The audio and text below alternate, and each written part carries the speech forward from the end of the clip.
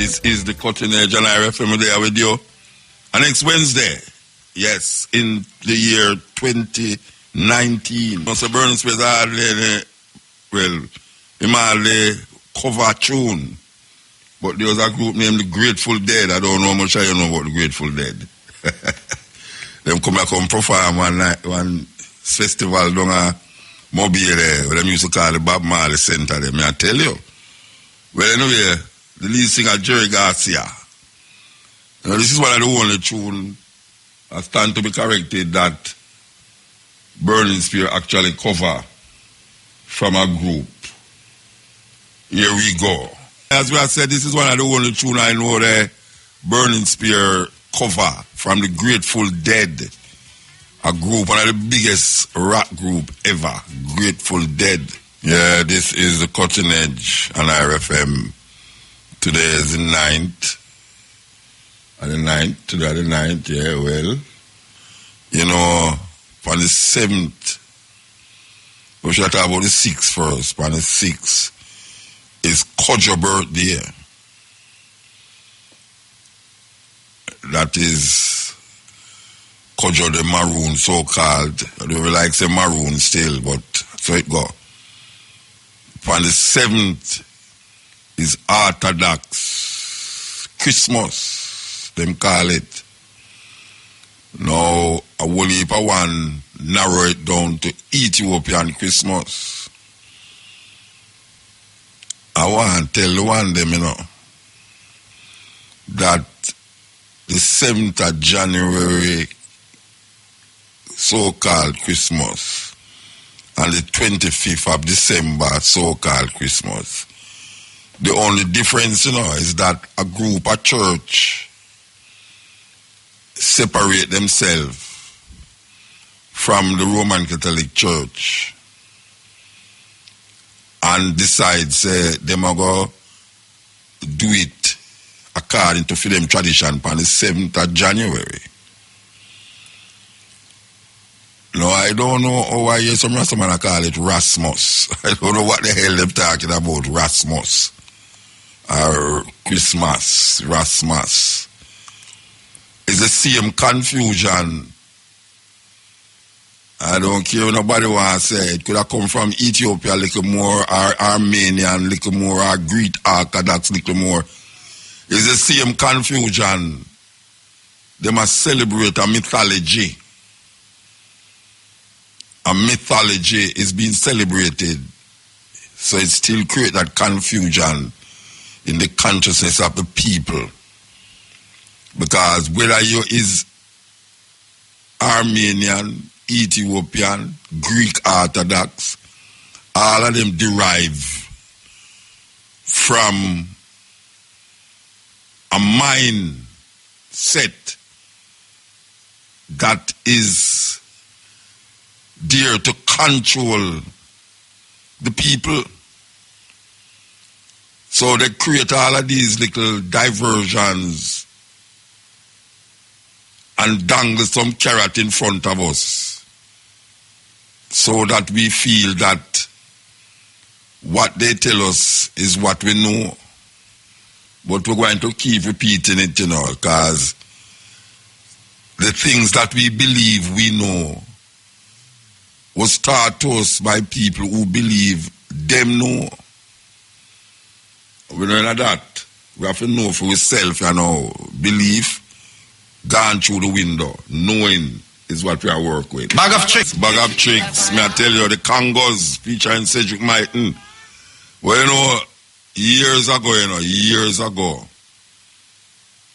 them did have a bully beef. I don't know it reached a Jamaica still from Ethiopia named Ras Khan beef. And may I tell you, say, a whole heap of man, you see, just because it come from Ethiopia, a whole heap of man go down in it. Especially that 12 tribe, you know. I tell you, because you know, 12 tribe, them not partial with certain things. I mean, I'm going to poke me, really. Me know the 12 tribe, them, but when come on to meet, them no care. You see, when the bully beef come a Jamaica name Rascan beef. Oh gosh, man. The reason why I say that is because we tend to take this thing like Ethiopia is some place that is separate from the earth. Yeah, we feel that when we talk about Ethiopia, it's separate from the earth. That means that certain things not go on in Ethiopia. I remember the first time we go to Ethiopia. The first time we go to Ethiopia, I think the first time was me and Rebel and Cabo, Luton, Green, and Yassos. Anyway, one night, we go in one club. I'll never forget how the club stay. It have a pure black and white tile all over, black and white tile with woolly lighter. That's there in there. And that time Michael Jackson did a go and kick up Rumpus, man. Right, me come back at Jamaica. I'm there for the radio. I will tell somebody say we go to one club in Ethiopia, and Michael Jackson had taken on the place.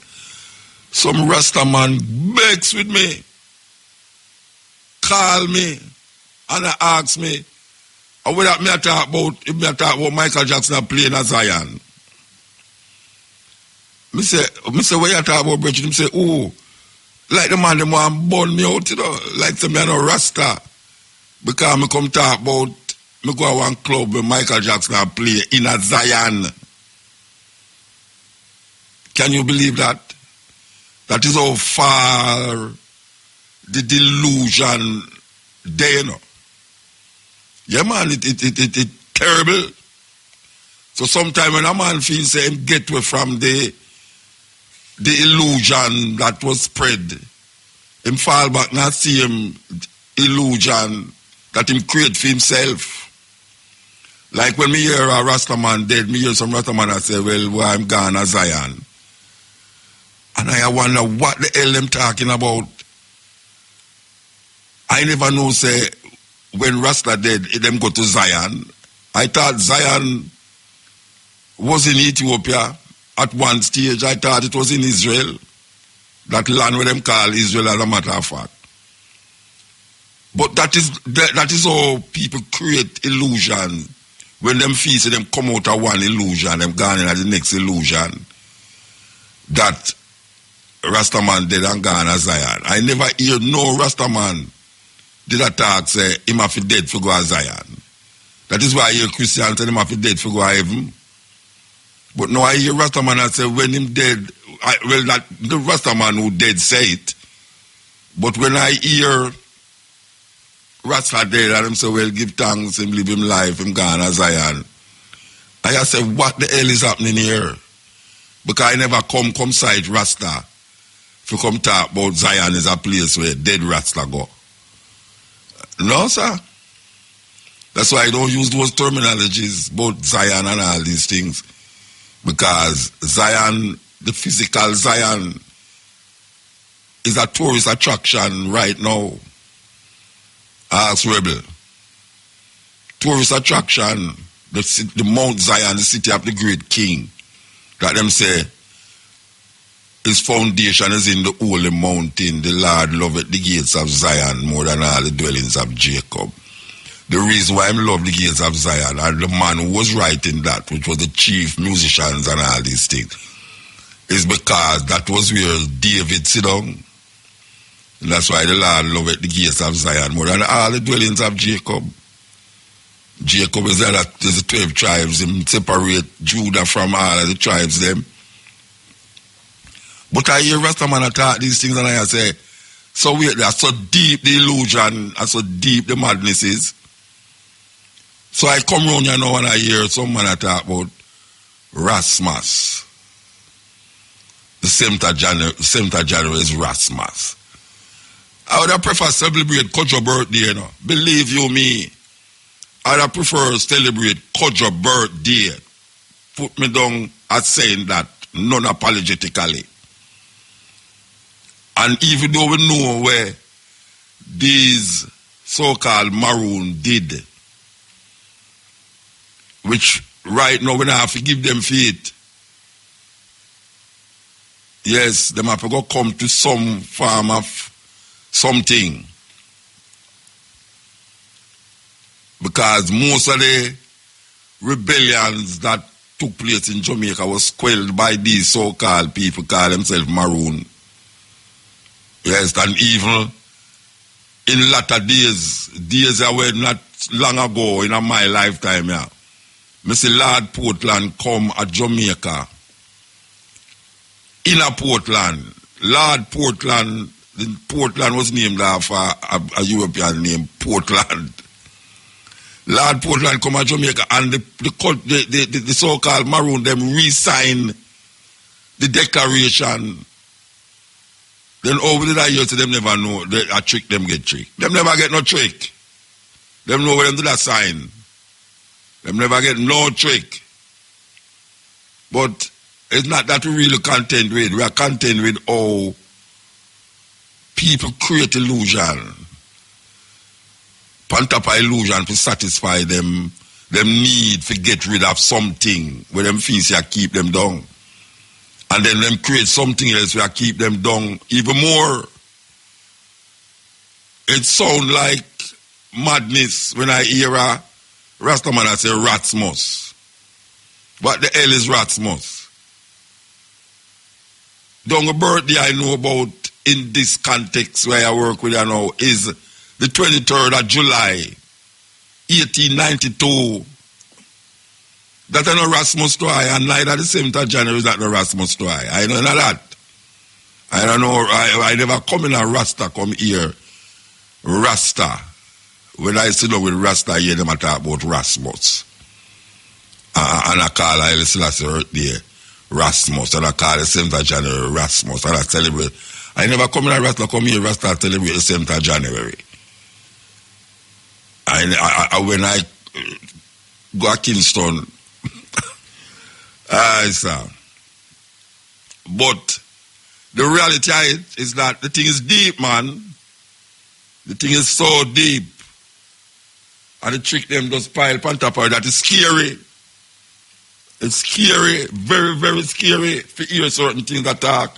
And you say, wait, Rasta man attack them foolishness. And where them get them something from? It's come like Babylon, go around the corner and catch them another way and scare them. Darkness seem to cover the world, man. May I tell you, rough. The greatest weapon in the hands of the oppressor is the mind of the oppressed. The greatest weapon in the hands of the oppressor is the mind of the oppressed. Steve Biko said that. Think you never live to see it? I see it. I see it, trust me. May I tell you, the things that is wangling in front of us. You know, we probably get tricked and get caught into things that we try to fight against every day. We all find ourselves short because the thing is so surround us. 360 degrees around us. That is very difficult. But you have some little extremities that you really have to wonder is what is going on. Yeah, man, you have some extremities. It's like when we see Rasta woman address you now. I mean, with them breasts out a door and them have on them shots and them battle ride that same way like everybody else. That means I say, it's where I go on. It's where I go on. Because I don't know Rasta woman address with shots. Each up underneath them crutches. I don't know Rasta woman address with them blows, with them breasts, them a bulge out. That man like me, I look upon them. And me, I wonder is where I go on. Because everybody know I talk about is your heart, is your heart, is your heart. You see a man face, you don't see him heart. it's weird. It's hard to work with us. I know it's not the totality of the person. You know, sir. When them talk there, you know, Christian talk about, don't judge a man by him outward appearance, it's him heart. Well, you dress according to style, because your style is a character, is a personality. And now everybody, when them put on them clothes, them think first. People don't just draw on clothes, so them think first. If you go work, and you know, see you work going on the ground, and you know, see you go dodge up, you put on a certain clothes. If you go a formal party, you put on a certain clothes. And if you go one dance, you put on a certain clothes. So, really and truly now, if I want to go a bingy, them I put on a certain clothes. I'm not really interested in the way the Christian are wear go to him church. Because that's for them thing. We are talking about now how we develop a cultural expression over the years. And we see it get usurped by some little other thinking where people are telling you say that no matter, no and this no matter and that no matter. That's why I think broke down, because it start broke down from the little thing when no matter. Yeah, man. It start broke down from the little thing when no matter, and it's no matter again. You know, see, I'm gonna tell you say that I know that make that, and I know that. So you see now, when you go out a certain place, you can't tell the difference between a Rasta woman and a woman who just feels the way I just saw. Yeah, because the woman did that dress for all the while because she not have no convictions to certain things. But the Rasta woman is surrounded now by so much different things now that she start to dress like how the woman where you used to hear people call she this and that and then start to tell you now say, don't judge her by what she have on. Don't judge her by what she have on. You mean when her shorts are itch up on her crotches and when her breasts are pushed out in front of her clothes, outside her clothes, you have to me say, no, sir. I know some not too old, but I know sir, so me come know it. And you see, from the time it start to switch that way, everything fall down. Everything fall down. Yes, because you have nothing to say again to no one. Because you drop the ball. Yes, this is the cutting edge, and I refer me there with you. Going through the paces, yes. Collage of different understanding, different levels, different consciousness, it all intertwined into the African reality. A whole heap of people scared of them Africanness.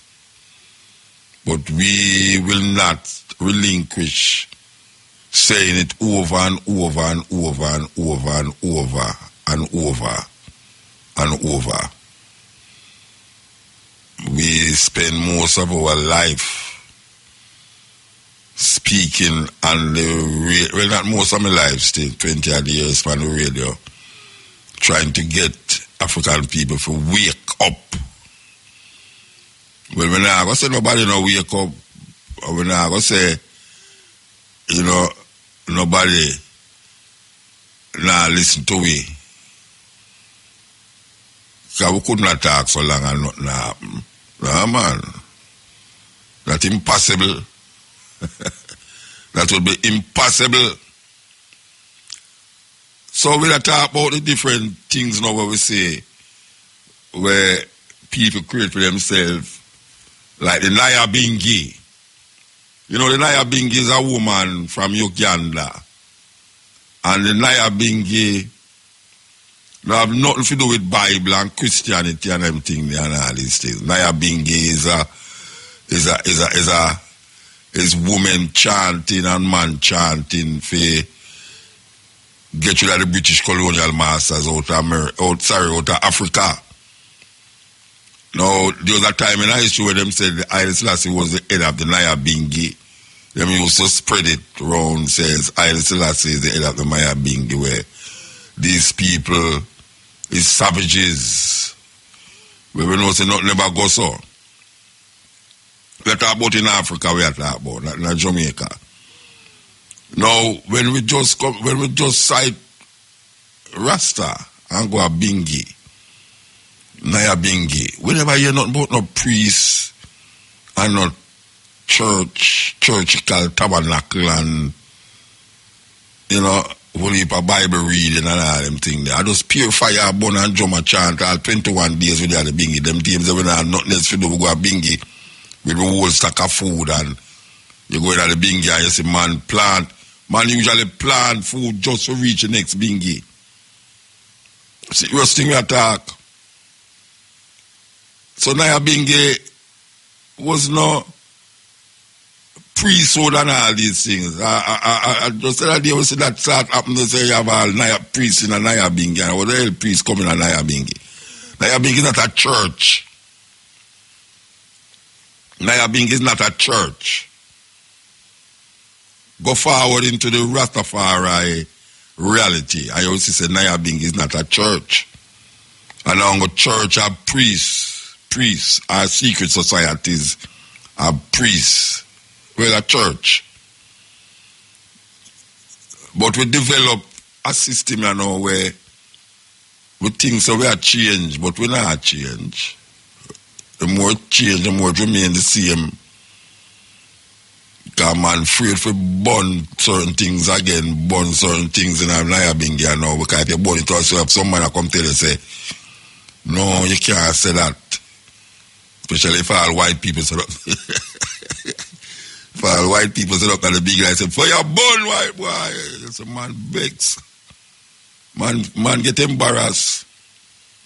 It's like when we just start America got tour and we are saying it's no good for seeing a white man country too long. The black people them in they feel embarrassed. Like the black people them look on the white people them see if the white people them feel away. Who care? But now you're there Naya Bingi, you know, I hear man I go on like there's a church service in there. I'm not going to go set up a church and just go on with the church thing. I know Bobo a church thing. Them always have them priests and them this and that. But Naya Bingi no priest, Naya Bingi no church. Naya Bingi is not a church.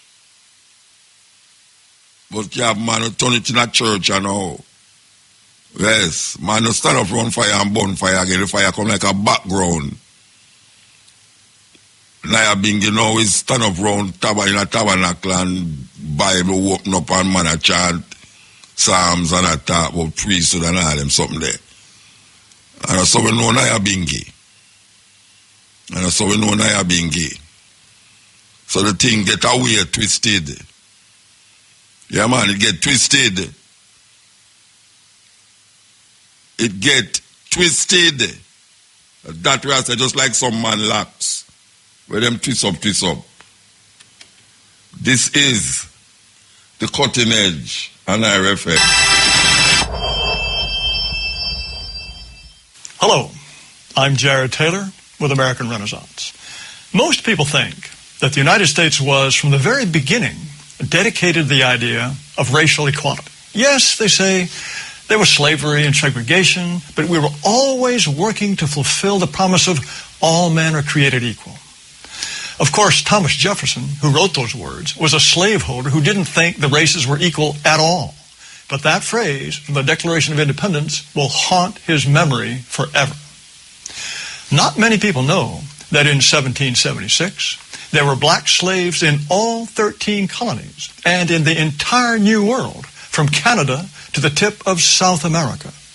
In 1770, 40% of the white households in Manhattan owned slaves, and there were more slaves in the colony of New York than in Georgia.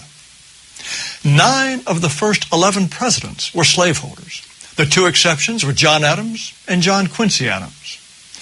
Jefferson thought slavery was a bad thing and that slaves would eventually be freed, but he wanted freed slaves sent back to Africa.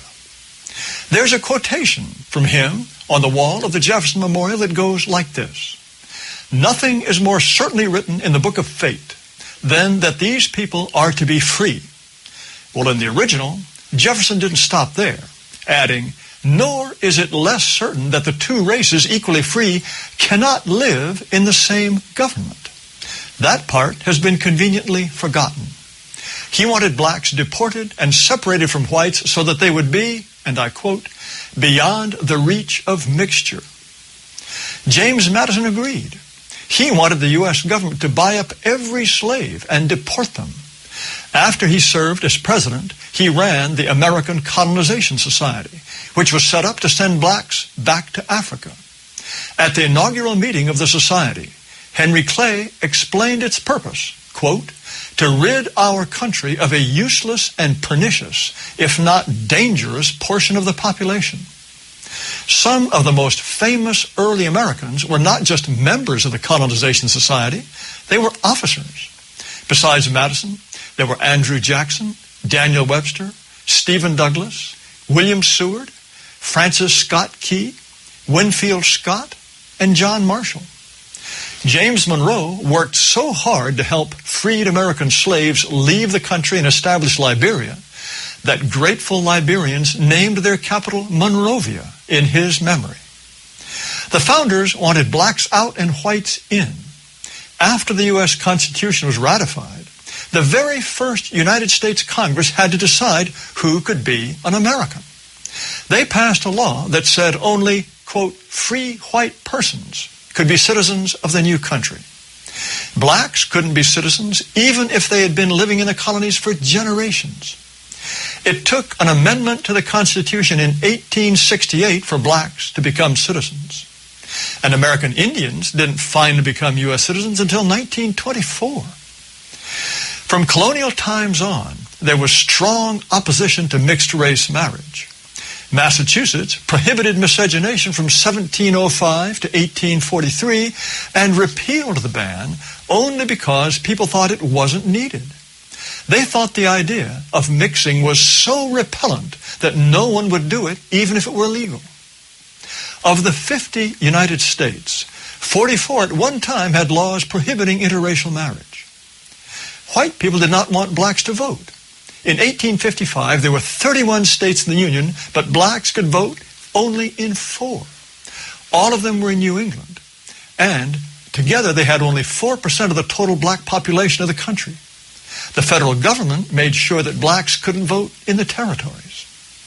When Oregon joined the Union in 1859, its constitution stated that no black person could come live in or even visit the state. But Abraham Lincoln, the great emancipator, didn't he believe in racial equality? No. During the Lincoln-Douglas debates, he said this, I am not, nor ever have been, in favor of making voters or jurors out of Negroes, nor of qualifying them to hold office, nor to intermarry with white people. There is a physical difference between the white and black races which I believe will forever forbid the two races living together on terms of social and political equality. Lincoln agreed with Jefferson. He wanted to free the slaves and then deport them. In 1862, Lincoln had the Civil War on his hands. But he was so worried about what to do with free blacks that he named a commissioner on immigration and sent him off to look for countries that would take in the blacks he wanted to be rid of. He also sent a message to Congress calling for free blacks to be deported. U.S. presidents usually say only bland, non-controversial things. Well, this is what some of them said about race. James Garfield wrote, I have a strong feeling of repugnance when I think of the Negro being made our political equal, and I would be so glad if they could be colonized. We'll go back to this clip here where I talk about the U.S. presidents and slavery and who is involved in it. Here we go. Nor ever have been in favor of making voters or jurors out of Negroes, nor of qualifying them to hold office, nor to intermarry with white people. There is a physical difference between the white and black races which I believe will forever forbid the two races living together on terms of social and political equality. Lincoln agreed with Jefferson. He wanted to free the slaves and then deport them. In 1862, Lincoln had the Civil War on his hands. But he was so worried about what to do with free blacks that he named a commissioner on immigration and sent him off to look for countries that would take in the blacks he wanted to be rid of. He also sent a message to Congress calling for free blacks to be deported. U.S. presidents usually say only bland, non-controversial things. Well, this is what some of them said about race. James Garfield wrote, "I have a strong feeling of repugnance when I think of the Negro being made our political equal, and I would be so glad if they could be colonized, sent to heaven, or got rid of in any decent way." Theodore Roosevelt wrote that he had, quote, "not been able to think out any solution to the terrible problem offered by the presence of the Negro on this continent." As for Indians, he said, quote, "I don't go so far as to think that the only good Indians are the dead Indians, but I believe 9 out of 10 are, and I shouldn't inquire too closely into the health of the 10th. William Howard Taft once told a group of black college students, "Your race is adapted to be a race of farmers, first, last, and for all times." Warren Harding thought the races would always be separate. Quote, "This is not a question of social equality, but a question of recognizing a fundamental, eternal, inescapable difference." Harry Truman wrote, "I am strongly of the opinion that Negroes ought to be in Africa, yellow men in Asia, and white men in Europe and America." He also referred to the black servants in the White House as, quote, "an army of coons." Dwight Eisenhower told Supreme Court Justice Earl Warren he understood why Southerners wanted segregated schools. They didn't want, quote, "their sweet little girls to sit in schools alongside some big black bucks."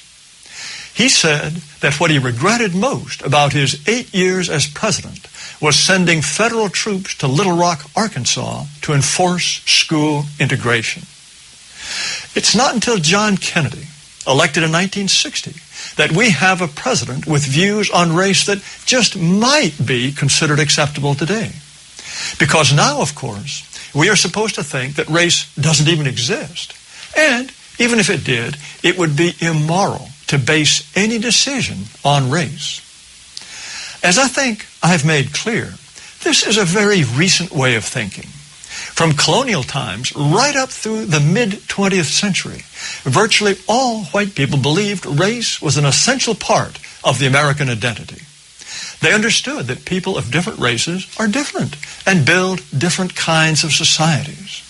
They thought only Europeans would make the United States the kind of country that they would want to pass on to their children. So, there are two views. There is the consensus on race that lasted for more than 300 years, and there's today's view that races are perfectly equal and interchangeable, and that American can become black, Hispanic, Asian, Muslim, Hindu, anything at all. And not only will it be still America, it'll be better than ever. Well, which view is correct? Just look around. Read the news. I think you'll find the answer. Yes, that was as they see it in America. Okay, so we're going to Pat Clark, Jamaica Roots and Culture. Welcome to Jamaican Roots and Culture. I'm Pat Clark. Jamaica's cultural heritage has been manifested in various ways over the centuries. The names given by Jamaicans to their children are certainly a reflection of our motto, out of many, one people. To get a full understanding of the naming traditions in Jamaica, we must take a step back into the island's historic past. Family names in Jamaica are linked to a crossword puzzle of English, European, Indian, Chinese, and Middle Eastern origins. African to a lesser extent, as our enslaved ancestors were given English names by their owners after purchase or simply inherited the names of the plantations on which they were enslaved. In fact, in the early days, there was hardly any consideration given by the owners to attach a surname to their slaves. It was simply easy to give a name which demanded the shortest possible pronunciation: Peter, Tom, John, Blackie, Bob, and Nancy, just to mention a few. In most instances, the original African names were discarded as the owners refused to acknowledge any trace of the ancestry beyond the slave ship that brought the cargo to Jamaica. It is said that Africans did not use surnames, and so, for example, when a bookkeeper or some other itinerant estate English overseer fathered a child from a slave, he would give his first name to the child for keeps. If the child was adopted by the plantation owner, and there were such cases, the child would be given the name of the owner, although certainly not the inheritance. But the naming of babies was not always the automatic prerogative of the slave owners. The parents of black children of pure Negro blood, born in the barracks or on the cane field, had the choice of names, especially if the child was being baptized. In many cases, however, they'd give the name of the property owner or the overseer or someone they liked of whatever race or someone who had treated them kindly, but they still reserved the African choice of name. For the first name, sometimes mothers would use a single African name along with or alternately with the English or European name that was given to their children. Very old baptismal books record both the African slave name as well as the estate-given name. The most popular African names related to the day of the week that the child was born. So there was Kwashi or Kwashiba for those born on Monday. Kojo or Juba was born on a Tuesday. Kwaku or Kuba, born on a Wednesday. On Saturday, the very pleasant-sounding name of Kwanamin or Mimba were given. Although not in popular use today, some of these names still survive as nicknames or family names. In the olden days, African names were demonized by colonial masters. This was a way to strip things African of any respect among the slaves. Even to this day, if someone wants to suggest that you're behaving foolishly or that you lack intelligence, they may refer to you as Kwaku or Taku. But as the traditional African names became obsolete, so did also the English Jamaican names from the very staid Elizabeth, Joan, Mary, and Susan to the host of new Jamaican names such as Tajay, Aldine, Jahim, Roger, Kimani, D'Angelo, Demario, and on the female side, Alicia, Beyonce, Latanya, Lashonda, Shakira, and Amoya. Some of these names suggest a pullback to African origins. Some of the most popular family names in Jamaica today are Allen, Anderson, Bailey, Higgins, Jones, Powell, Brown, Smith, Williams, and Clark. An interesting point about family names and connections is that sometimes an entire village is populated by relatives of the same family, no matter what the difference might be in names. So you have to be careful how you call names when you're in certain communities, for the person you are speaking about may very well be the first cousin of the person you're speaking to, and you may get in trouble saying the wrong thing. Nowhere is a family clan relationship tighter and more widespread than in South St. Elizabeth. From Junction to Bull Savannah and Ballard's Valley to Southfield, they not only share family names, but they bear a strong resemblance to each other as cousins or relatives twice or even 3 times removed. If you live in the area long enough, you will reach the point where you can attach a name and profile to a district and with quick thinking can identify an Elliot from Junction, a Nemard from Stephen Run, a Blake from Littitz, a Powell and a Stevenson from Deep South, and a Barnes from Lucky Valley. Over in St. Elizabeth, there are still some members of the Barnes clan that are aware of the international fame achieved by Isaac Barnes. And now to end Jamaican roots and culture, here's our famous quotation from the Black diaspora. History is a clock that people use to tell their time of day. It's a compass they use to find themselves on the map of human geography. It tells them where they are and what they are. The words of John Henry Clark. For Jamaican Roots and Culture, I'm Pat Clark. Yes, that's a very interesting vibes there with Pat Clark about the names them. Yes, and that man in a St. Elizabeth. Certain things them just not teach you in a school, you know. Yeah, them not teach you certain things in a school. If we had known what we know now, then it would be a different time we're living in. If what we know now, we knew then, may I tell you, man, may I tell you, but it's never too late. Never too late. This is the cutting edge. Since I throw the comb away, we probably can testify to what happened when we decide so we're going to throw away the comb. Friends and families, man. Friends and families. Serious thing. Admitted making money from the slave business. By the 19th century, a fifth of the British elite had made their fortunes from slavery. Among them, David Cameron's distant cousin, General Sir James Duff. We have to start over this. We have to start it over. We can't make it start this. So.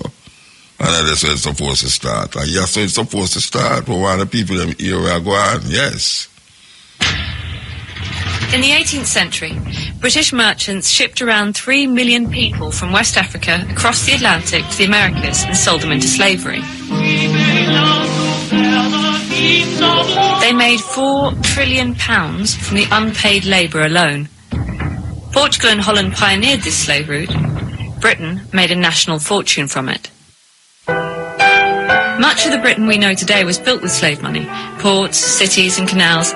Even the Church of England has admitted making money from the slave business. By the 19th century, a fifth of the British elite had made their fortunes from slavery. Among them, David Cameron's distant cousin, General Sir James Duff. The Liverpool merchants who founded what's now Barclays Bank were slave traders.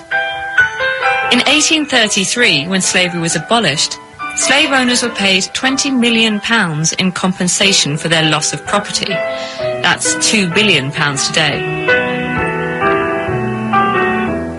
More than 10 million people died as a direct result of the Atlantic slave trade, but the survivors got nothing. West Africa, nothing. Now 15 Caribbean states, including Jamaica, have launched the first united campaign for reparations from Britain, France and Holland. They have suggested compensation equal to the sum offered to slave owners in the 1830s, £2 billion. They also want an apology. Don't blush. Recognition of the historic atrocity. They hid in caves. My great-grandmother was born in a cave to make sure that she was not born as a slave.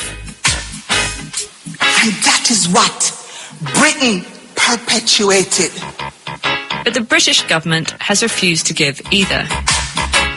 David Cameron's first official visit to Jamaica has amplified calls on Britain to agree to reparations. Some argue that if Britain did pay, it wouldn't be the elite footing the bill but the tax-paying working classes. Others have said this was 200 years ago, it's in the past, why should I pay now? In Jamaica, slavery was followed with a century of colonialism. Most of the land is still in the hands of Europeans. When the Brits left in 1962, 80% of the population were functionally illiterate. Male literacy remains 4 points below the global average. 19% of the country live in poverty. When historic crimes have generational victims, who should pay? Basically, slavery and genocide has impacted not only the historical populations that were kidnapped from Africa, but also those of us who are the descendants of the enslaved today. And it's not only about trauma and multi-generational oppression. The whole discussion around wealth, there has been unjust enrichment to Britain, and there's also been unjust impoverishment, which has been passed on throughout the generations. So part of the legacy is this huge inequality that we see today between the descendants of the enslavers and the descendants of the enslaved. And what about and psychological scars which have had societal effects, ongoing economic effects, to which you've already said? What are the psychological scars? Well, part of that intergenerationally, it's not knowing who we are. It's a lack of connection. It's a lack of identity, a lack of nationhood, which is what makes us human beings, essentially. It's not being rooted. It's being considered minority populations when we come from global majorities. And it's about having second-class status and citizenship wherever we have been located as a result of this dispersal and depopulation that happened originally in Africa. And there is a phenomenon as well that you believe really does exist, which is post-traumatic slave syndrome. Yes, well, it's something that I've not coined, but many of our social theorists and psychologists and psychiatrists have been looking at some of the negative legacies that we have internalized, the internalization of racism, self-hate, anti-African sentiments and prejudice and discrimination, a loathing of ourselves, vacancy. Self-loathing. Self-loathing. Self-loathing in terms of not being proud of who we are, not being proud of our heritage, not being proud of our African ancestry, changing our looks to kind of emulate Caucasian beauty ideals. These are some of the real legacies today in terms of the psychology. We also have to look at the rates of mental health illness, and this has also been linked all roots to that. Back to slavery. All roots back to that. This is the Cutting Edge on RFM. The time is 16 minutes past the hour of 12. Sorry, not 16. 6 minutes past the hour of 12 o'clock. Wait, a new program that? Afraid of that? What?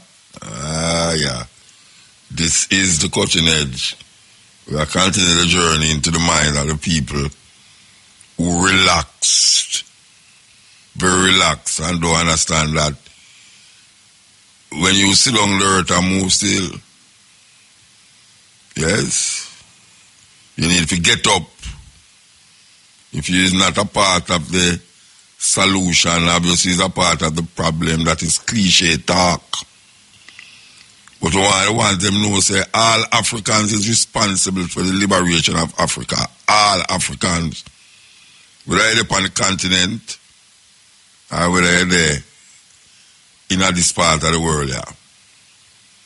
Africa for Africans, those at home and those abroad, the echo and cry of Marcus Mosiah Garvey. Still relevant in this time, yeah. So we come across and we're there, so. And it's kind of like we lose it. We'll heap of things we lose. We celebrate 2 Christmas for 1 year. Can you believe that? And yeah, for people that say 25 December not the right Christmas, or the Ethiopian Christmas, or the right Christmas. Joke business. Joke business, because if you didn't know that the calendar in Ethiopia was fashioned after Julius Caesar. Yes. And them have a major religious icon named St. George, who killed the dragon. St. George. Yeah, Ethiopian name St. George. No, that is something we creep into the culture of Ethiopia. We know about Lalibela and these people, St. George, but people idolize and icaricize St. George. That weird thing. Remember time named the Byzantine times, when most of the things them was Greek. Greek influence is very visible in Ethiopia. When we talk about visible, we are talking about in the so-called biblical time, like Lalibela and Axum, Greek things, very visible. When we get to the idea and the understanding of the interpretation of books, people would have you to believe that the Bible in Ethiopia are different from the King James Bible. The same Bible, same talk, same ways, different interpretation, and more books. There's a group of books, I think it's 13 of them, where them removed from the King James Bible and call it the Apocryphas. Where you go to Ethiopia, you have enough more than the Apocryphas in the Bible. And still have Matthew, Mark, Luke, and John, who up to this day, nobody knows these people. Who is Matthew, Mark, Luke, and John? One man writes something and the rest copy or fight. Strange, strange. Or we just accept these things just so. For face value, we just accept it. There's so much things the politician and the preacher give us and we just accept it. And we believe we know. We believe we know. You can't believe you know. And some people have to tell you, I know. You know, religious dogmas and religious beliefs and religious practices, him know. Like a man tell me, say, anytime him ask God for rain, him get rain. And me I say, wow. Come like God get lazy nowadays, him not have nothing to do. Yeah, man, him say anytime he want rain, God, him just say rain and just pray to God for rain and rain come. In other words, him tell me, you know, says true, him pray while the rain come. Look how much people are suffering on the earth. African people, children dying, babies dying every day. Malnutrition, malaria, all sorts of disease. And God find time to fall rain for one man who wants a rain, a true rain, a true pray while rain a fall. Want to the mothers who are ball every day. The mothers who are pray every day. That them people not dead. From malaria, from malnourishment, from all sorts of disease. That is of no fault of theirs. Why these things is happening. No fault of theirs. These little babies, these little children. 1 year old, 2 year old who's dying daily, thousands, millions a year dying. But you sit down around the corner and tell where you pray to God. Should make you alright. And when you pray to God for win money, I don't say yes. Pray to God that your man don't left you. Pray to God that you pass your exam. When you pass the exam, you say, thank God. Pray to God that when you meet in an accident and the person who inside of the car when you're dead, you say, thank God it's not you. Wonder what the person's family, the family of that person who died must say. Yet still, a man who dead and a man say, boy, I saw God know where I do, why I'm take the child. Like a baby do have nothing to do with nothing. And him dead. And you sit around there and say, God know why I'm take the child. Maybe that child will go grow up to go be a murderer. All them foolishness that people thinking of them head. Warp, twisted minds of people who allow invisible, supernatural things to cloud them intelligence and them sensibility of reason. Sensibility of reason.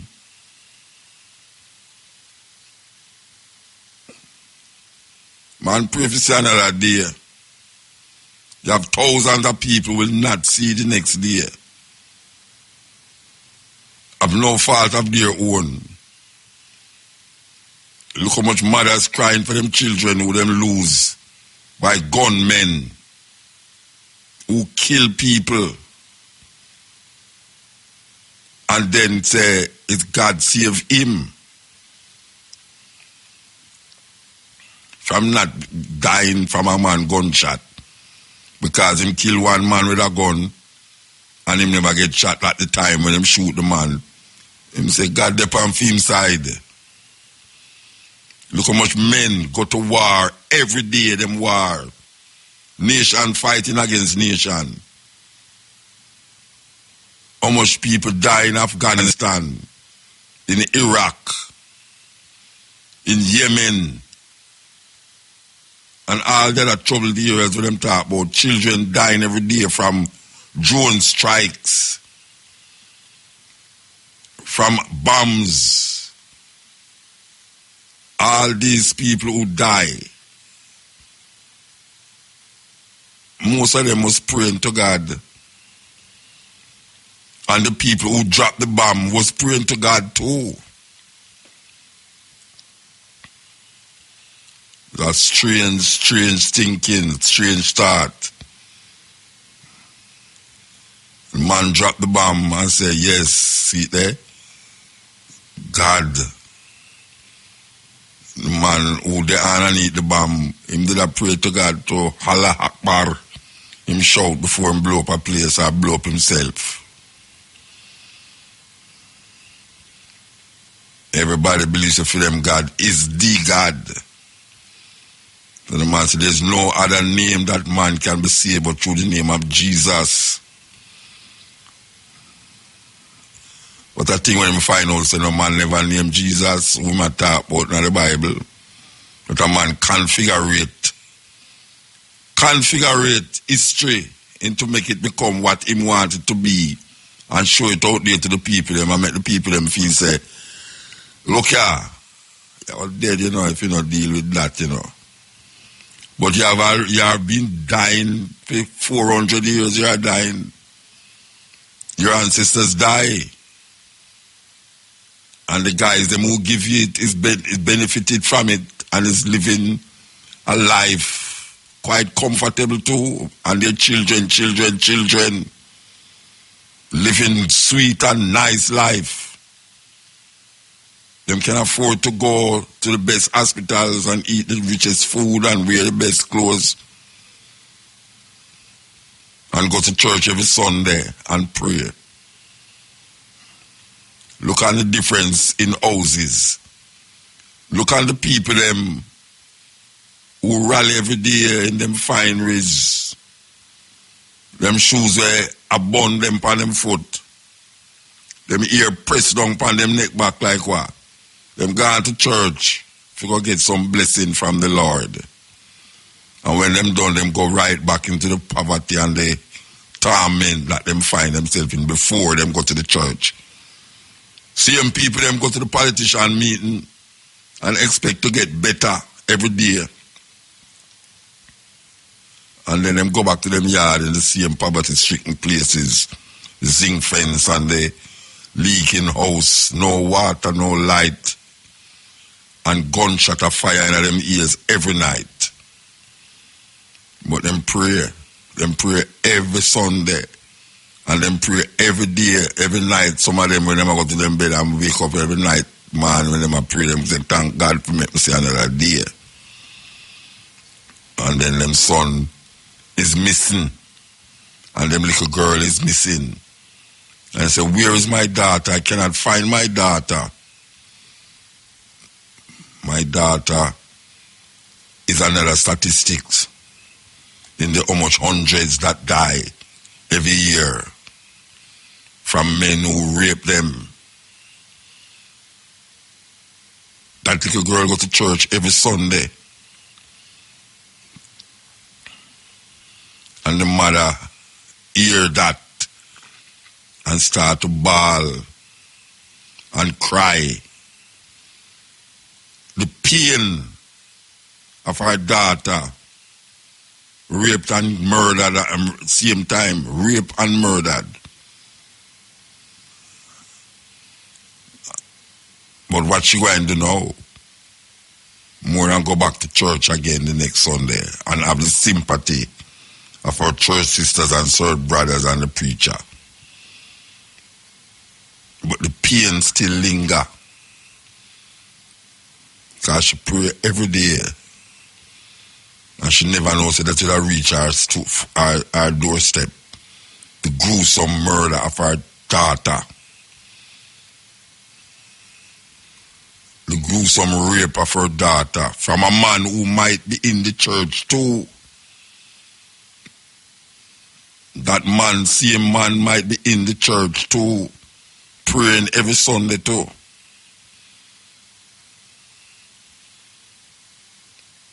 So, the suggestion is this. Who are you praying to? And why are you praying so intensely? And your life is getting worse and worse every day. As an African, as a black person. When you look upon the churches, them full up of pure black people. We make pure nice and a drop of ground and a roll all over the place. And the pastor up there, hose up him throat.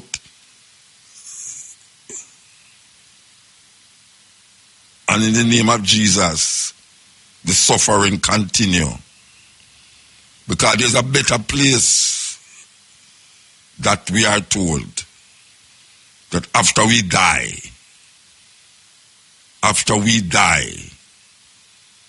meanwhile the preacher and the politician have female right here upon earth. And you look at the conditions and the majority of people. Them conditions is not nice. But them have a way for hide that by putting on cheap clothes and makeup and false hair and fingernails and clerks, booty and tight pants and suits, coat and tie, and dress up like the sepulchres, like the coffin, like the grave, where you put nice wood to make the coffin, and then you put beautiful flowers, but inside is a dead body. And most of us are like the coffin, with just outer appearance, but inside of we burn and yearn for self. That humanity that we must find in ourselves, we can't find it. Because even though we look happy by dancing every Saturday, Sunday, Monday, Tuesday, Wednesday, Thursday, Friday, and you have a next day, we dance away the troubles and the problems. That's how we think. So we dance it well, but we don't dance for nothing. Because it's still there we do when we open our eye. And those of us who claim so we go down on our knee for prayer, when we get up the problem still there. School open now. We must pray for the money that them can afford to buy the books. Just tell them to take the money and buy fingernail. And them take the money and buy ear. Chinese ear. Indian ear from black people head. So the fun was just a little, it's like a drug. Them get African people, like a drug. And you get high for a while and then you come back down and realize, but wait, we still there on earth. When I do that so, I don't think somebody left. You're acting like a yo-yo. Up and down and up and down and don't know whether either you are going or coming. But that's the way of the system. That's the way of white supremacy. That's the way of them religions that them perpetuate and continue to perpetuate in the minds of African people. The greatest weapon in the hands of the oppressor is the mind of the oppressed. Yes.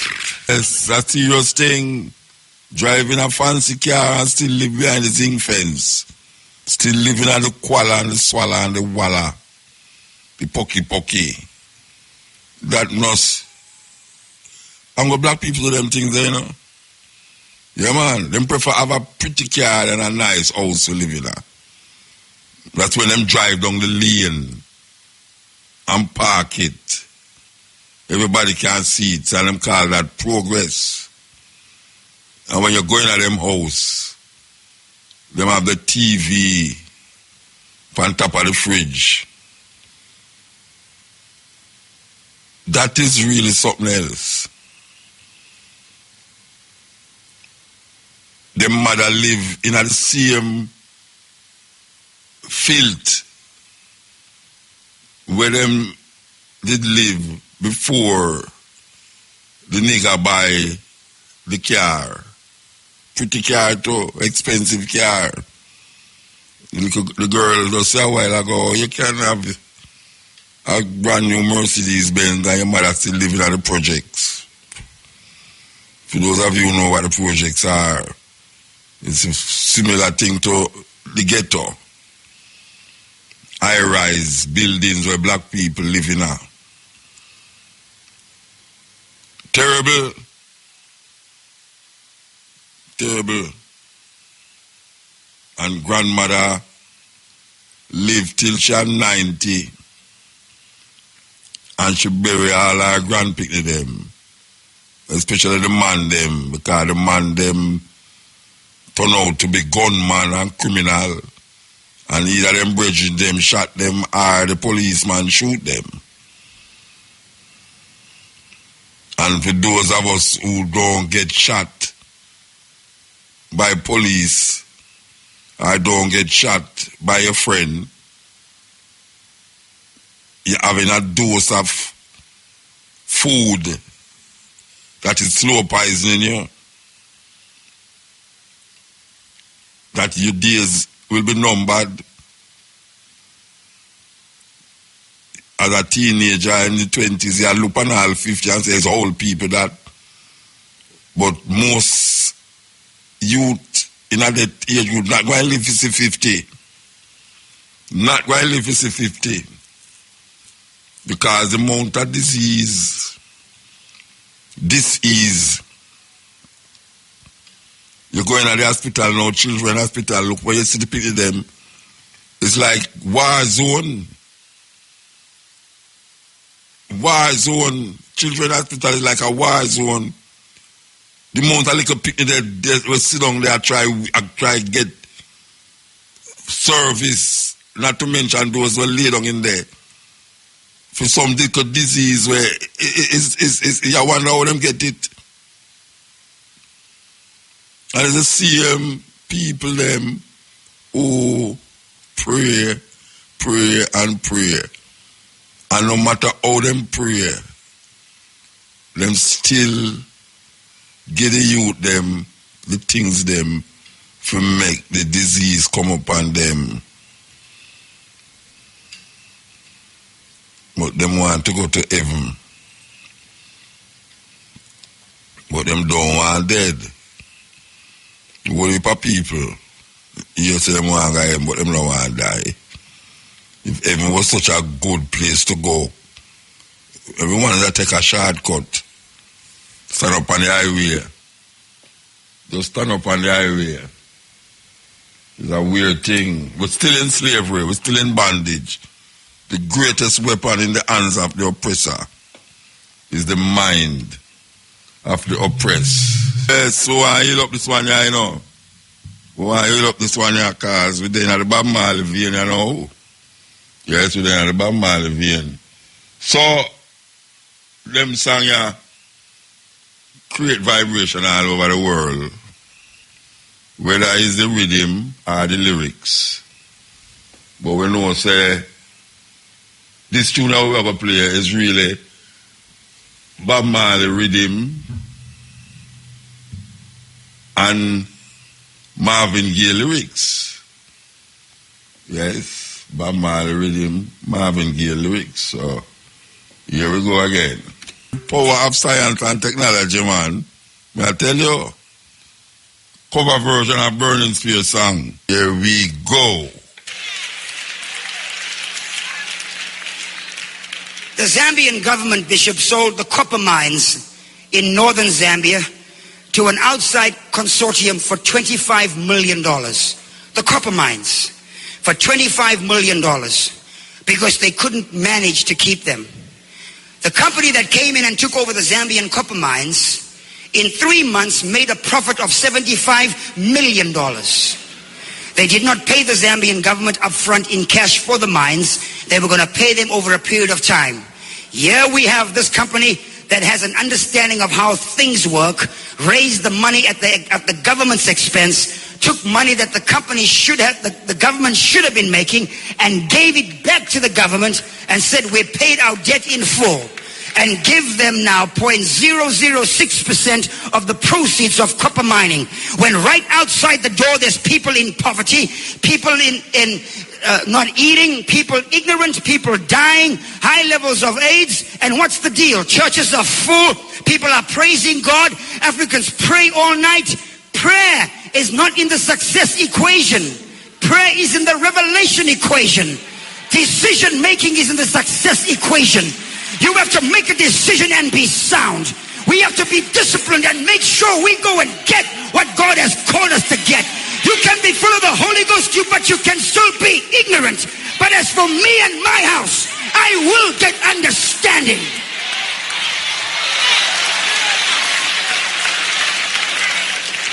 I will get understanding. I will get understanding. It's time now for us to rise up and be counted. This year, the country of Ghana turns 50. Ghana was born the same year we were born, in 1957. Ghana and South Korea had their independence dates on the same day, the same year. But look where South Korea is. South Korea is by nature not a Christian nation. South Korea by nature are Buddhists. China, which is the next large world economy, they have stated that in the next 10 years, 20% of the Chinese people will be multimillionaires. That means almost 450 million Chinese will be millionaires. They are not Christians, they are Buddhists. The Japanese are Shintoists. Those in Indonesia and Malaysia are Muslims. It's not about praising God and hallelujah and a great thank you, Jesus. It's about possessing an understanding as to how things work. Success equation. Prayer is in the revelation equation. Decision making is in the success equation. You have to make a decision and be sound. We have to be disciplined and make sure we go and get what God has called us to get. You can be full of the Holy Ghost, but you can still be ignorant. But as for me and my house, I will get understanding.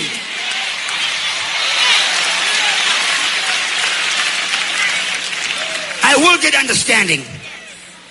I will get understanding. It's time now for us to rise up and be counted. This year, the country of Ghana turns 50. Ghana was born the same year we were born, in 1957.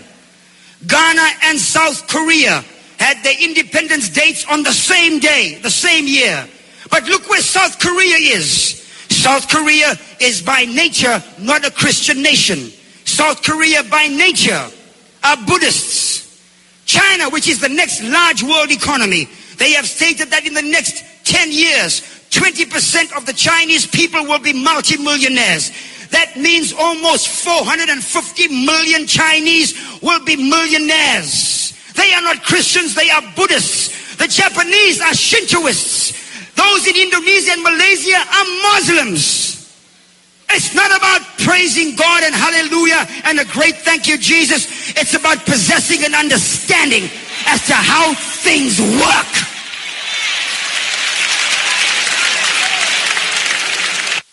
"15 things poor people do that the rich don't." 15 things poor people do that the rich don't. Number 1, poor people watch a lot of TV.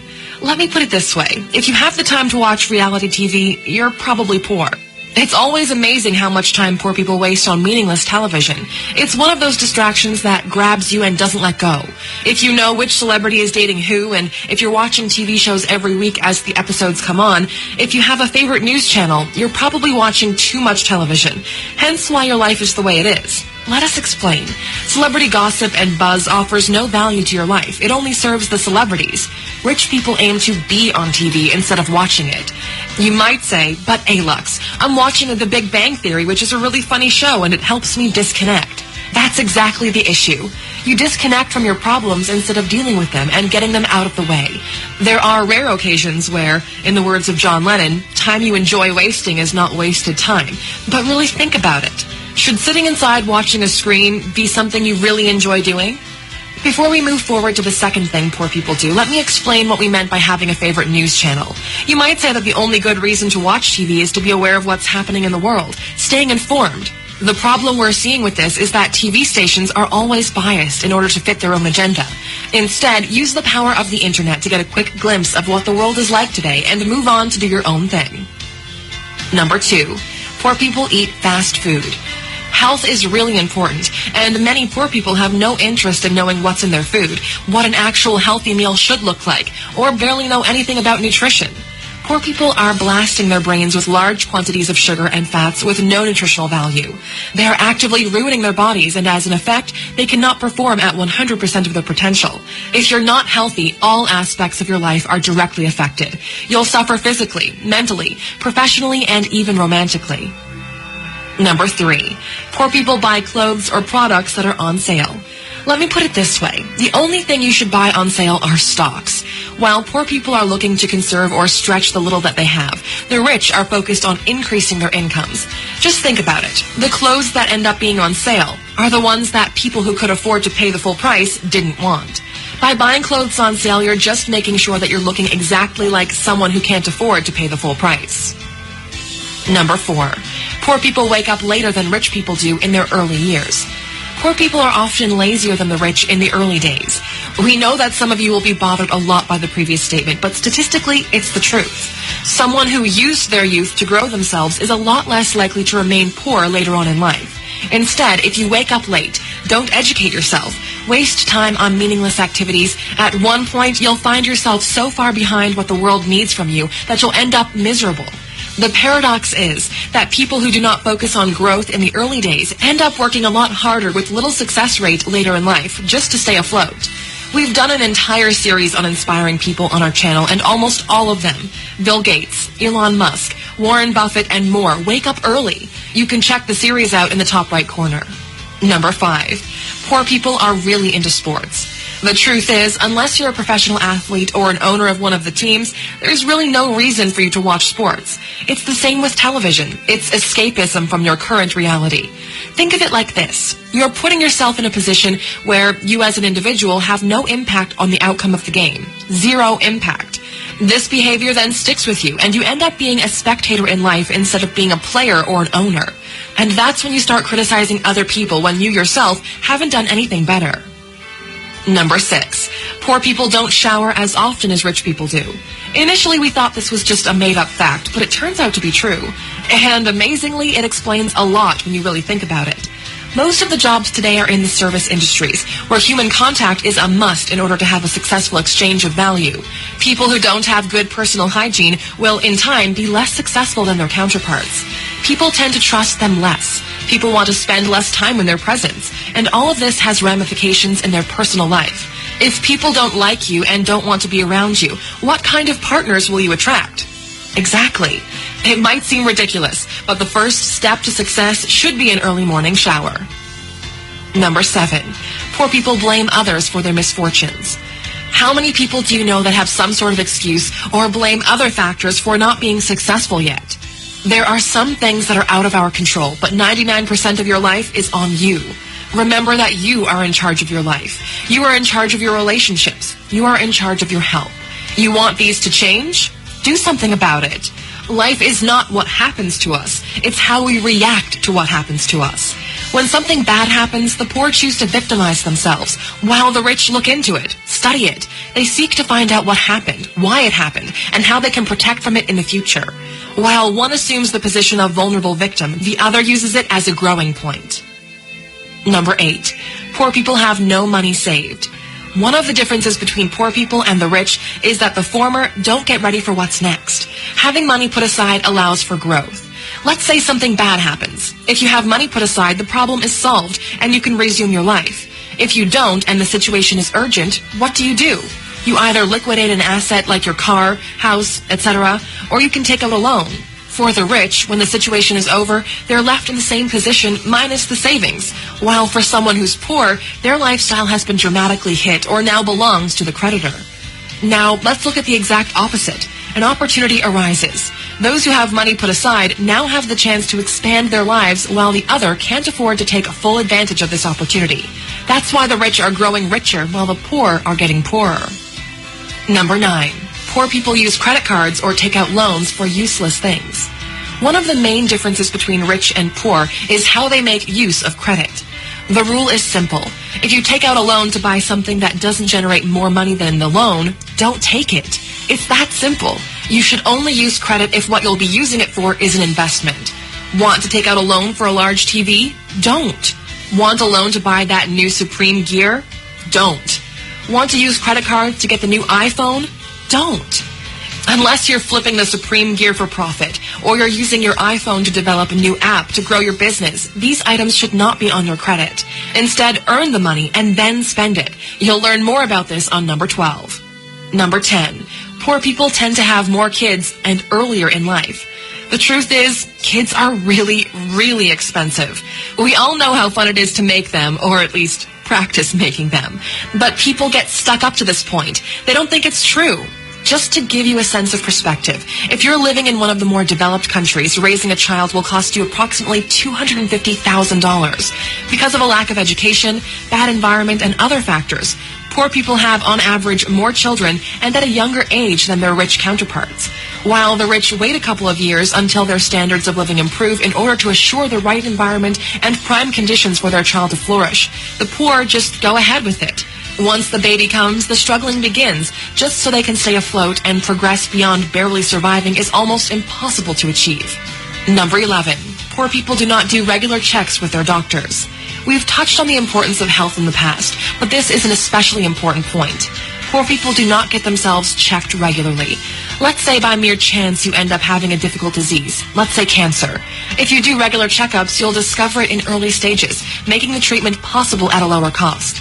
If, on the other hand, you neglect to do so, you might discover it only when it's too late. It will cost both you and your entire family a fortune, and no matter how much money you have, you might still lose your life.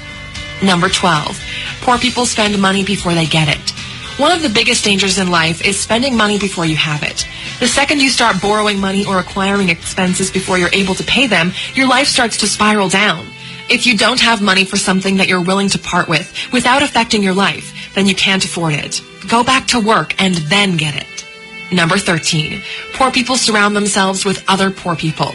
True A-Luxers know that you are the sum of the 5 people you hang out with most. If you're surrounded by 4 poor people, guess who's the 5th? One of the ways people make sure they stay poor is by affiliating themselves or hanging out with other poor people that reinforce their poor beliefs. You need people around you that will inspire you and push you further, that are doing incredible things themselves, whose success will only motivate you to exceed your current reality. If you're hanging out with the same people you did when you were young, you might want to double check. Don't be afraid to step away from a crowd and move on to something better. If you don't, your potential will probably be crushed by those who want to feel better about their miserable lives by making sure you suffer the same fate. Number 14. Poor people never follow through on their ideas or potential.